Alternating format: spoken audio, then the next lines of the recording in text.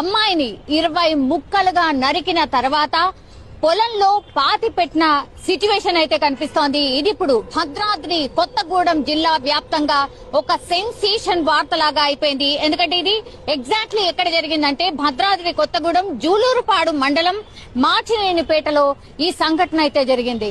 అయితే ఈ క్రైమ్ కి పాల్పడినటువంటి వ్యక్తి పేరు వచ్చేసి వీరభద్రం. ఇతనే అంటే 20 ముక్కలుగా ఒక అమ్మాయిని కట్ చేసి దాని తర్వాత పొలంలో పూడ్చిపెట్టినటువంటి సంఘటన. వీళ్ళిద్దరు కూడా ప్రేమించుకున్నటువంటి వ్యక్తులు అని కూడా చెప్తున్నారు. వీరభద్రం అండ్ స్వాతి గతంలో ప్రేమించుకున్నారు. అండ్ వాళ్ళిద్దరు కూడా ఏం చేశారు అంటే యాక్చువల్లీ ఈ క్రైమ్ జరగడానికి రీజన్ ఏంటి అంటే సింగరేణికి సంబంధించిన ఉద్యోగాలు ఇప్పిస్తామంటూ ఈ వీరభద్రం అండ్ ఈ అమ్మాయి ఎవరైతే స్వాతి చనిపోయిందో వీళ్ళిద్దరు కూడా కొంతమందిని ట్రాప్ చేసి వాళ్ళ